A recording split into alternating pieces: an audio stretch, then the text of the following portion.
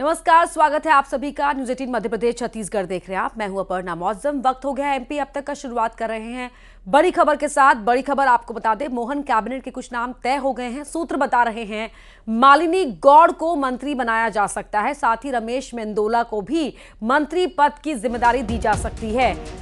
हरिशंकर खटीक भी मंत्री बनाए जा सकते हैं। प्रदीप लारिया, रीति पाठक, कृष्णा गौड़ का नाम भी तय माना जा रहा है। साथ ही तुलसी सिलावट, विष्णु खत्री के नाम को भी लगभग पक्का ही माना जा रहा है। प्रहलाद पटेल, राकेश सिंह पर मंथन जारी है। 23 या 24 तारीख को मंत्रिमंडल विस्तार हो सकता है और साथ ही कैलाश विजयवर्गीय को प्रदेश संगठन में बड़ी जिम्मेदारी दी जा सकती है। बड़ी खबर आपको बता रहे हैं, जहां मोहन कैबिनेट को लेकर कुछ नाम तय बताए जा रहे हैं। सूत्र बता रहे हैं कि प्रहलाद पटेल और राकेश सिंह को लेकर मंथन जारी है। मालिनी गौड़, रमेश मेंदोला, हरिशंकर खटीक, प्रदीप लारिया, रीति पाठक, कृष्णा गौड़, इनके नाम तय हैं। विष्णु सिलावट और विष्णु खत्री का नाम भी बताया जा रहा है। माफ कीजिएगा, तुलसी सिलावट और विष्णु खत्री का नाम तय माना जा रहा है। प्रहलाद पटेल, राकेश सिंह पर मंथन जारी है।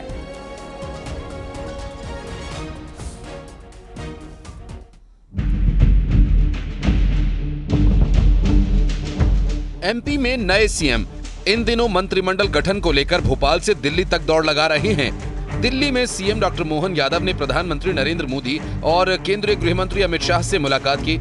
इस दौरान दोनों डिप्टी सीएम राजेंद्र शुक्ल और जगदीश देवड़ा भी वहां मौजूद रहे। मुलाकात के बाद सीएम डॉक्टर मोहन यादव ने बताया कि पीएम मोदी से मुलाकात के दौरान प्रदेश की प्रगति और विकास पर चर्चा हुई। वहीं दिल्ली में सीनियर नेताओं से सीएम डॉक्टर मोहन यादव की मुलाकात के बाद ऐसे संकेत मिल रहे हैं कि 23 या 24 दिसंबर को मोहन कैबिनेट का गठन हो सकता है। भोपाल में राजभवन को मंत्रिमंडल गठन की सूचना का इंतजार है। मोहन कैबिनेट में 15 से 18 मंत्रियों के शपथ लेने की संभावना है। सांसद से विधायक बने दिग्गज बीजेपी नेताओं को कैबिनेट मंत्री बनाया जा सकता है। वहीं 4 से 5 बार चुनाव जीते बीजेपी विधायक जो अभी तक मंत्री नहीं बन पाए, उन्हें भी मंत्री बनने का मौका मिल सकता है। पहली बार विधायक बने नेताओं को मंत्रिमंडल में जगह नहीं मिलेगी।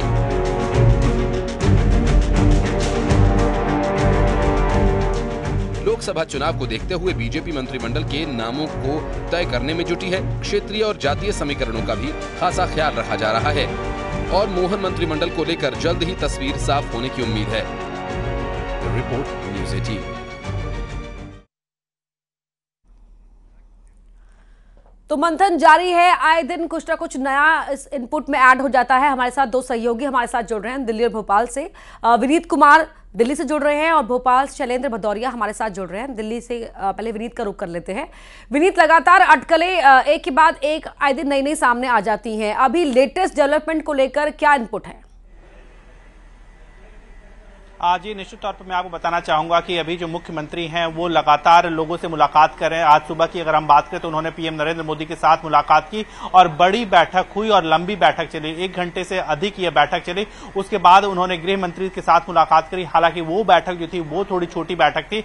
उसके बाद लगातार बीजेपी के वरिष्ठ नेता और केंद्रीय मंत्रियों के साथ वो मुलाकात कर रहे हैं। जैसा कि अभी हमें जानकारी मिल रही है उसके अनुसार उन्होंने राजनाथ सिंह के साथ मुलाकात कर ली है। अब अश्विनी वैष्णव के साथ वो मुलाकात करेंगे और धर्मेंद्र प्रधान से भी मुलाकात का कार्यक्रम है। साफ तौर पर मैं आपको बताना चाहूंगा कि अश्विनी वैष्णव जो है वो चुनाव प्रभारी भी मध्य प्रदेश से में के रहे थे और इसके साथ ही साथ अगर हम बात करें तो कहीं ना कहीं उन्होंने जब अमित शाह के साथ मुलाकात की तो निश्चित तौर पर मंत्रिमंडल को लेकर के उन्होंने चर्चाएं की होगी, या फिर पीएम नरेंद्र मोदी के साथ जब उन्होंने मुलाकात की तब भी उन्होंने प्रदेश की विकास की बात उन्होंने साफ तौर पर कही। तो विकास की बात की है तो निश्चित तौर पर विकास को कैसे दिशा दी जाए और इस दिशा को देने में कौन कौन से लोग चेहरे हो सकते हैं, इस पर भी पीएम नरेंद्र मोदी के साथ चर्चा और मंथन जो है उन्होंने किया होगा। एक बड़ी बात यहां पर मैं आपको बताना चाहूंगा कि जब शिवराज सिंह चौहान दिल्ली आए थे और उन्होंने बीजेपी राष्ट्रीय अध्यक्ष जेपी नड्डा के साथ मुलाकात की थी, उस वक्त भी उन्होंने मीडिया के साथ बातचीत में साफ तौर पर कहा था कि उन्होंने विभिन्न मुद्दों पर बात की जिसमें एक बड़ा मुद्दा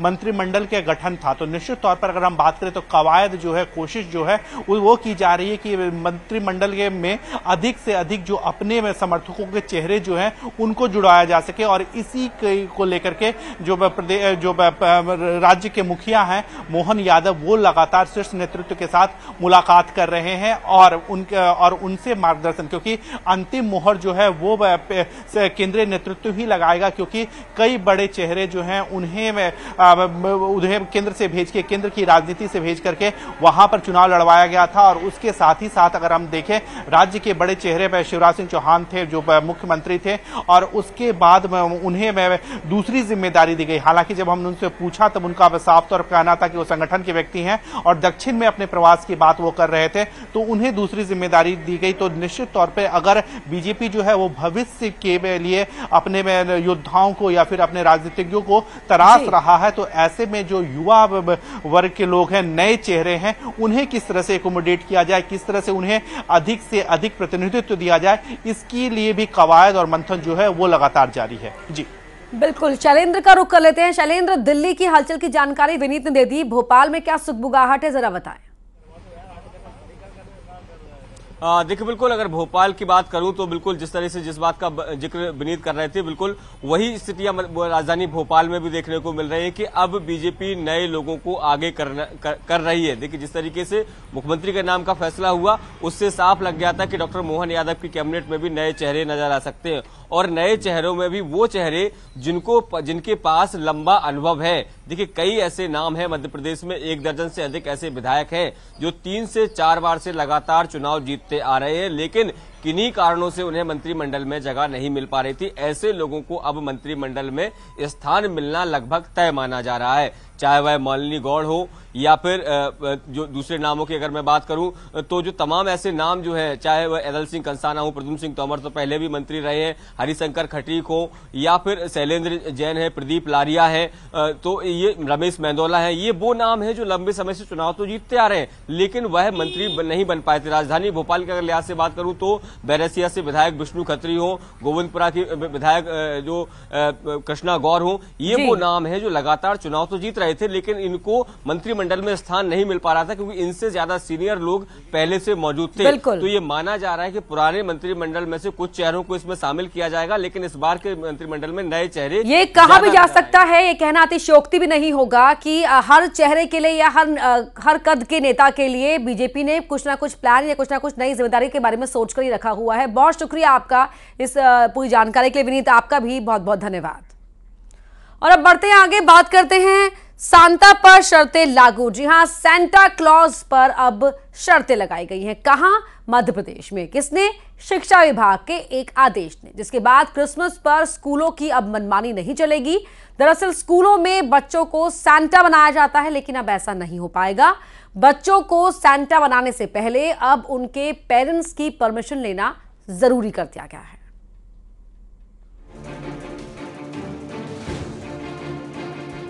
25 दिसंबर को क्रिसमस मनाए जाने से पहले शिक्षा विभाग के इस आदेश ने उज्जैन में खलबली मचा दी है। आदेश जारी हुआ कि किसी भी स्कूल में छोटे बच्चों को सांता क्लॉज बनाए जाने से पहले उनके परिजनों से लिखित आदेश लेना जरूरी है। अगर बिना इजाजत बच्चों को सांता क्लॉज या अन्य वेशभूषा पहनाई जाती है तो स्कूल प्रबंधन के खिलाफ कार्रवाई की जाएगी।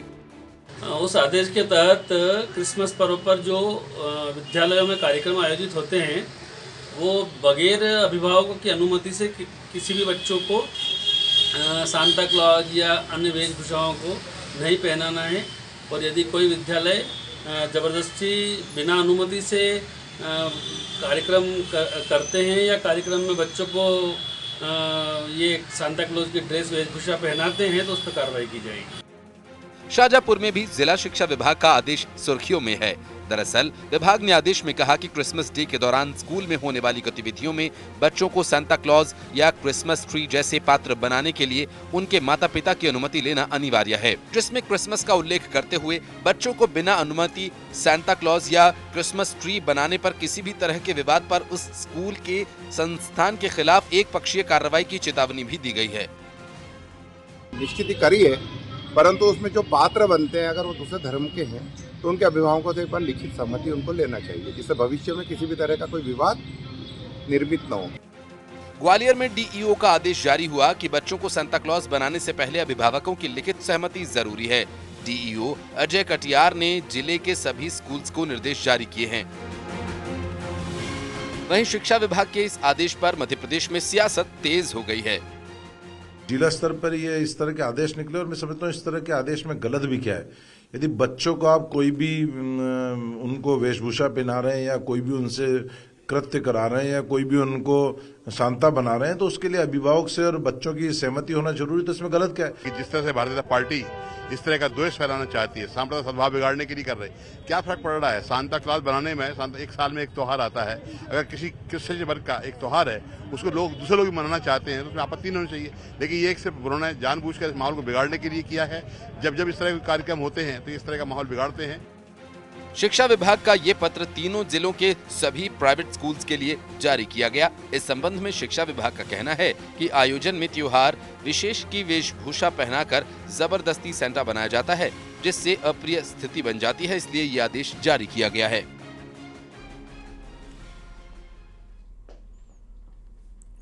और अब बात करते हैं उस इंसाफ की जिसको मिलने में लग गए 32 साल। जी हां, मुख्यमंत्री डॉक्टर मोहन यादव 26 दिसंबर को इंदौर आएंगे और इसी दिन हुकुमचंद मिल के मजदूरों को राशि वितरित की जाएगी। राशि वितरण कार्यक्रम में प्रधानमंत्री नरेंद्र मोदी वर्चुअली जुड़ेंगे। पीएम को शामिल होने के लिए मुख्यमंत्री ने दिल्ली में मुलाकात कर आमंत्रण दिया है। मुख्यमंत्री बनने के बाद डॉक्टर मोहन यादव पहली बार इंदौर पहुंचेंगे, जहां उनका जोरदार स्वागत करने की तैयारियां की गई हैं। बड़ा गणपति से लेकर राजवाड़ा तक 200 से ज्यादा मंच लगाकर उनका स्वागत किया जाएगा। इस दौरान उन्हें मालवी पगड़ी भी पहनाई जाएगी और 3 किलोमीटर लंबे रोड शो के भी आयोजन की तैयारियां यहां पर की गई हैं। तो 32 साल बाद हुकुमचंद मिल के मजदूरों को इंसाफ मिलने जा रहा है। उन मिल के मजदूरों ने 32 साल की लंबी लड़ाई लड़ी और ये इंसाफ मिलने में उन्हें 32 साल लग गए। पहली बार अहिल्या की नगरी हमारे परंपरा है, ऐतिहासिक स्वागत हम ओजस्वी मुख्यमंत्री डॉक्टर मोहन यादव जी के करने की तैयारी में लगे। आगामी संगठन की योजनाओं को लेके और मुख्य रूप से 26 तारीख को माननीय मुख्यमंत्री जी का प्रथम नगर आगमन है, तो उसको लेके आज हम लोग बैठे थे। मुख्यमंत्री जी का स्वागत जो इंदौर का एक स्वभाव है, उस स्वभाव अनुरूप होना चाहिए, ऐसा सभी लोगों ने मिलकर तय किया है। और अब बात करते हैं कांग्रेस के हल्ला बोल की। भोपाल के रोशनपुरा में कांग्रेस ने धरना प्रदर्शन किया। विपक्ष के सांसदों के निलंबन के विरोध में नवनियुक्त पीसीसी अध्यक्ष जीतू पटवारी भी धरने में शामिल रहे। उन्होंने बीजेपी पर हमला बोलते हुए कहा कि बीजेपी की पिछली सरकार ने घोषणा पत्र में किए वादे पूरे नहीं किए और इतिहास देखकर बीजेपी सरकार पर कैसे भरोसा किया जाए। उनकी माने तो बीजेपी लोकतंत्र का गला घोट रही है और सरकार ने 3100 में धान की खरीदी शुरू नहीं की तो कांग्रेस अब सड़कों पर उतरेगी। सदन से बाहर उठा के बाहर निकाल रही है। ये अंतोगत्वा उस जनता के वोट का, उस मैंडेट का अपमान है, लोकतंत्र की हत्या है और आने वाले समय में जिस तरीके का खतरा आम नागरिक के मौलिक अधिकारों का है, मैं मानता हूं कि ये अपने आप में हर नागरिक को चिंता करने का है। भारतीय जनता पार्टी के विचार रखने वाले साथी को भी चिंता का विषय है कि आपने जो भारतीय जनता पार्टी को मत दिया और आदरणीय शिवराज सिंह के चेहरे पे मत दिया, उनका चेहरा इंदौर नगर निगम का ऑपरेशन बंबई बाजार में दूसरे दिन भी जारी रहा। नगर निगम की टीम ने बंबई बाजार इलाके के अतिक्रमण पर बुलडोजर चला दिया। इस दौरान बड़ी संख्या में पुलिस बल और नगर निगम के कर्मचारी मौजूद रहे। दरअसल इंदौर को यातायात में भी नंबर 1 बनाए रखने की कवायद की जा रही है। इसी के चलते नगर निगम की ओर से ऑपरेशन मुंबई बाजार शुरू किया गया। नगर निगम की टीम ने पहले लोगों को समझाइश दी। इस दौरान कुछ लोगों ने खुद अपना अतिक्रमण हटाया तो वहीं कुछ जगहों पर नगर निगम ने बुलडोजर चलाकर अवैध निर्माण को ढहाया। जल्द ही इंदौर में अवैध चौपाटी पर भी कार्रवाई शुरू हो सकती है।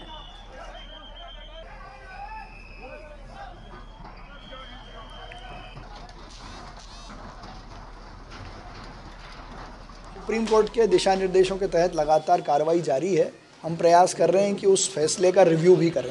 पूरे शहर में फुटपाथ को अतिक्रमण से मुक्त करने की कार्रवाई जारी रहेगी। दुकान के शटर और अंदर का जो सामान है वो दुकानदार का, यदि वो बाहर मिला फुटपाथ पर तो नगर निगम जब्त करेगी और हम सूचना देकर अपील करने के बाद ही कार्रवाई कर रहे हैं। बम्बई बाज़ार में भी लगातार 4 दिन मुनादी की थी, उसके बावजूद जब लोग नहीं माने तो ये कार्रवाई की है। और मेरी सभी बाज़ार वालों से भी आग्रह है कि शहर हित में फुटपाथ का अतिक्रमण मुक्त रखें, अन्यथा कठोर कार्रवाई जो है वो जारी रहेगी। दो तस्वीरें टीवी स्क्रीन पर आप देख पा रहे हैं किस तरीके से यहां पर अतिक्रमण पर बुलडोजर का एक्शन हुआ है। एक तस्वीर आज की है, एक कल की तस्वीर है जहां पर निगम का बुलडोजर चला था। दुकानों को यहां पर जो कब्जे दुकानों के बाहर हुए थे फुटपाथ के, या जो शेड को बढ़ाकर आगे जगह घेरने का काम किया गया था, उस अतिक्रमण को यहां पर हटाया गया है, तोड़ा गया है। अवैध चौपाटी पर भी कार्रवाई करने की क्या कार्रवाई होगी, ये सवाल भी उठ रहा है। तो अतिक्रमण पर एक्शन हुआ लगातार, कल भी हुआ था, वो तस्वीरें भी हमने आपको दिखाई थी। आज भी जो एक्शन हुआ है वो तस्वीरें भी आपके टीवी स्क्रीन पर आप देख सकते हैं।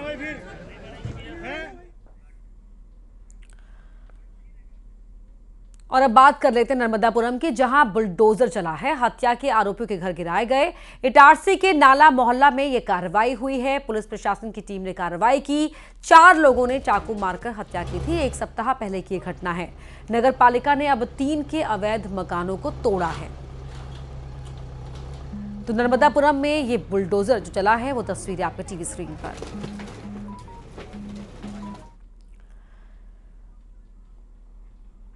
और अब खबर उज्जैन से, जहां ग्राहक और कर्मचारी में मारपीट हुई है। नगर निगम पेट्रोल पंप पर मारपीट हुई। हवा भरवाने की बात पर यहां डंडे चलाए गए हैं। पेट्रोल कर्मी और ग्राहकों में मारपीट हुई है। मारपीट का वीडियो सामने आया है। बेल्ट और डंडे से एक दूसरे को पीटा गया।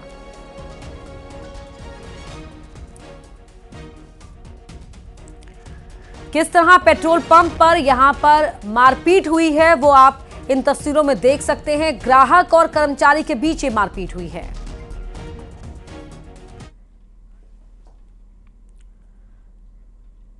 मध्य प्रदेश की मिनरल्स माइनिंग को लेकर सुप्रीम कोर्ट से बड़ी राहत मिली है। राज्य सरकार और माइनिंग एसोसिएशन की याचिका पर सुप्रीम कोर्ट ने एनजीटी के उस आदेश के खिलाफ अंतरिम राहत दी है जिसमें एनजीटी ने माइनर मिनरल्स माइनिंग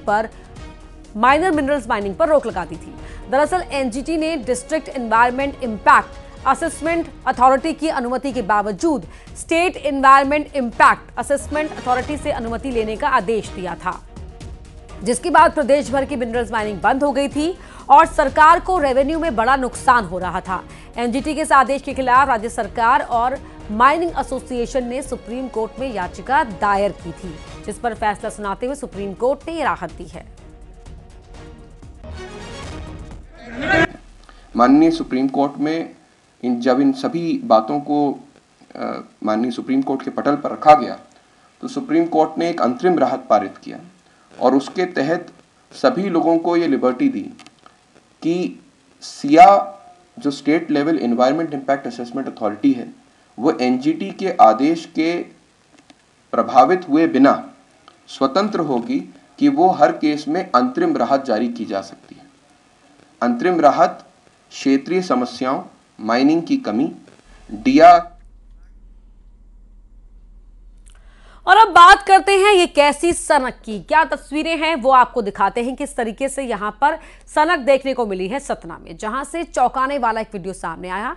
इस वीडियो में आप देख पाएंगे कि कार सवार एक युवक कार चलाते हुए माउजर निकालकर, देखिए ये आपको स्टीयरिंग दिख रहा है, युवक बैठा हुआ है गाड़ी में, एक शख्स का मोबाइल आपको यहां पर नजर आ रहा होगा। युवक के हाथ में देखिए ये पिस्टल है, ये माउजर है जिससे वो बाहर निकालता है शीशे से, खिड़की से, और बाहर फायरिंग करता है। फायरिंग करने के बाद माउजर को अंदर ले लेता है और यहां उसके बगल में बैठा हुआ शख्स इस पूरे वाकये को मोबाइल में कैप्चर करता है। तो ये सनक है यहां पर देखने को मिली है। मामला महिला थाना क्षेत्र के स्टेट बैंक चौराहे के पास का है। युवकों की इस करतूत का वीडियो अब वायरल है। वीडियो देखने पर ऐसा लग रहा है कि कार में कुछ और लोग भी बैठे हुए थे जिन्होंने दहशत फैलाने के लिए इस वीडियो की रिकॉर्डिंग की। कार में बैठकर फायरिंग करने वाला युवक मैहर की बीजेपी नेता का बेटा बताया जा रहा है। फिलहाल वीडियो वायरल होने के बाद पुलिस इस मामले की जांच कर रही है।